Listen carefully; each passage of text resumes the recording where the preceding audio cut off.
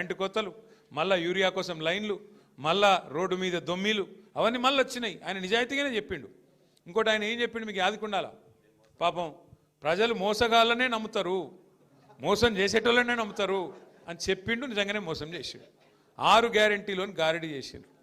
6 గ్యారంటీలు మా రాహుల్ గాంధీ చెప్తున్నాడు, మా సోనియా గాంధీ చెప్తున్నది అని రాహుల్ గాంధీ మీద ఒట్టు పెట్టిండు, సోనియా గాంధీ మీద ఒట్టు పెట్టిండు, దేవుళ్ళ మీద ఒట్టు పెట్టిండు. ఆఖరికి ఇంతమంది మీద ఒట్లు పెడితే నిజంగానే జనం నమ్మిండ్రు. ఏమన్నాడు కేసీఆర్ గారు, అయితే ముసలవ్వకి ఇస్తున్నాడు లేదా ముసలి అయ్యకి ఇస్తున్నాడు 2000 పెన్షన్, నేను ఇద్దరికి ఇస్తా, 4000 పెన్షన్ ఇస్తా, డబల్ ఇస్తా, ఇద్దరికి ఇస్తా అన్నాడు. ఆఖరికి ఆ ముసలోళ్ళకు కూడా మోసం చేసి 4000 పెన్షన్ దేవుడెరుగు, ఆ 2000 పెన్షన్ కూడా 2 నెలలకు కొట్టిండు అవకాశంటోడు. ఇక రైతు బంధు అంటే తమ్ముడెవరు అంటున్నాడు పక్క నుంచి. భారతదేశంలో స్వాతంత్రం వచ్చిన తర్వాత రైతు దగ్గరికి వెళ్ళి తీసుకున్నోడే తప్ప, తీసుకున్న ప్రభుత్వమే తప్ప ఇచ్చినవాడేవాడు లేడు. మొట్టమొదటిసారి 73,000 కోట్ల రూపాయలు రైతుల ఖాతాల్లో, 70 లక్షల మంది రైతుల ఖాతాల్లో వేసిన నాయకుడు కేసీఆర్. నేను ఇంకొక మాట కూడా ఇక్కడ చెప్తా. చాలాసార్లు నేను చూస్తూ ఉంటాను, ఈ అగ్రవర్ణాలు, సోకాళ్ళ అగ్రవర్ణాలు కొన్ని ఉంటాయి. రెడ్డిలంటే, బ్రాహ్మలంటే, వైశ్యులంటే, వెలమలంటే, కమ్మాస్ అంటే, రాజులంటే ఉంటారు. తెలంగాణలో 5-6 కులాలు ఉంటాయి. వాళ్ళు ఎప్పుడు గులుగుతూ ఉంటారు, మాకేం ఒరిగింది ప్రభుత్వం నుంచి, మాకేమొచ్చింది, మాకేమైనా వచ్చిందా ప్రభుత్వం నుంచి అని మాట్లాడుతుంటారు. నిజంగా ఫస్ట్ టైం అగ్రవర్ణాల్లో ఉండే పేదవాళ్ళకు కూడా, అగ్రవర్ణాల్లో ఉండే వ్యవసాయదారులకు కూడా ఏదన్నా ప్రభుత్వం ఇప్పటిదాకా మేలు చేసింది అంటే అది కేవలం కేసీఆర్ గారు రైతు బంధు లాంటి పథకం ద్వారా మొట్టమొదటిసారి మేలు జరిగింది. బీసీ, ఎస్సీ, ఎస్టీ అన్ని వర్గాలతో పాటు పేదలు ఏ వర్గంలో ఉన్నా వారికి మేలు చేయాలనే సంకల్పం కేసీఆర్ గారిది. అట్లాంటిది రైతు బంధు కేసీఆర్ పెడితే టింగు టింగుమని నాటేసే కాలానికి డబ్బులు పడేది, ఫోన్లు టింగు టింగుమని మోగుతుండేది. మరి ఈరోజు ముఖ్యమంత్రి గారు డైలాగులు పెట్టినారు, 10,000 ఏందయ్యా 15,000 ఇస్తా అన్నాడు. కేసీఆర్ గారు 2 పంటలకు ఇస్తే నేను 3 పంటలకు ఇస్తా అన్నాడు. కేసీఆర్ గారు భూ యజమానులకు ఇస్తున్నాడు, నేను కౌలు రైతులకు కూడా ఇస్తా అన్నాడు. రైతు కూలీలకు కూడా డబ్బులు ఇస్తా అన్నాడు. ఇలా రాష్ట్రంలో ఉండే రైతన్నలు ఆలోచించాలి. ఎవరినైతే నమ్మి మీరు ఓటేసినారో వచ్చిందా 15,000? వచ్చిందా రైతు బంధు? రాలేదు.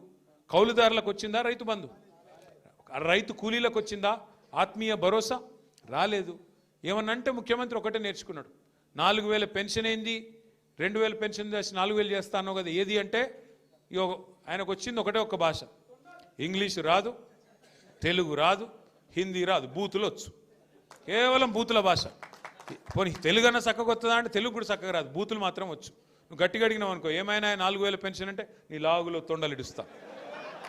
2,500 ఏదయ్యా బాబు నువ్వు చెప్తివి కదా అంటే నీ గుడ్లు వీకి గోటీలు ఆడతా.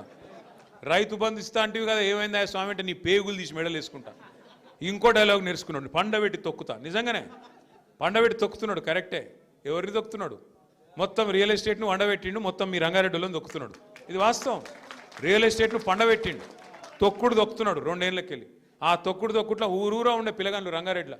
రియల్ ఎస్టేట్ అంటే ఒక భూ యజమానులే కాదు కదా, కొనుక్కుంటోళ్ళు అమ్ముకుంటోళ్ళే కాదు కదా, దాని చుట్టూ ఆధారపడ్డ వ్యవస్థ ఉంటుంది. ప్రతి ఊర్లో పిల్లలు ఎంతమంది కొనుక్కున్నారు ఫార్చునర్లు, ఎంతమంది కొనుక్కున్నారు కార్లు, రియల్ ఎస్టేట్ బాగున్నప్పుడు. యాదికి లేదా మనకు? ఏ ఊరికోతే ఆ ఊరికి, అజీజ్ నగరు, మొయినాబాదు, ఆ దేవుని ఎర్రవెల్లి, ఏడికోతే చేవెళ్ళ మొత్తంలో ఏడికి పోయినా ఒక్కొక్క ఊర్లే ఎన్ని కార్లు కొన్నారు? ఉన్నాయా? ఎప్పుడు పీకినాయన్ని? వాడు ఫైనాన్స్ వాడు గుంజుకపోయిండా. ఎందుకంటున్నా అంటే ఈ పరిస్థితి వచ్చింది, మళ్ళీ ఈఎంఐ కట్టకపోతే వాడు గుంజుకపోయే పరిస్థితి వచ్చింది.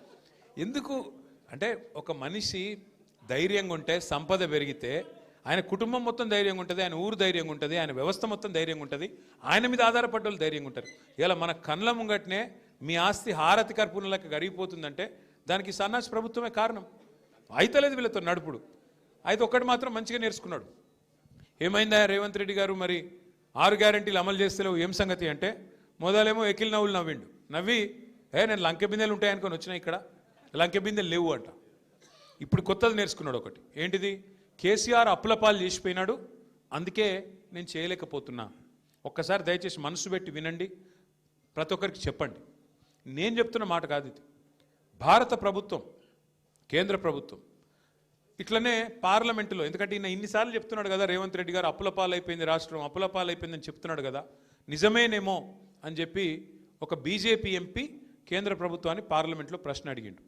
అసలు తెలంగాణ రాష్ట్రంలో కేసీఆర్ చేసిన అప్పెంత తెలుసండి? ఎందుకంటే డిప్యూటీ సీఎం ఏమో బట్టి విక్రమార్కనేమో 6 లక్షల కోట్లు అంటుండు, ముఖ్యమంత్రి రేవంత్ రెడ్డి ఏమో 8 లక్షల కోట్లు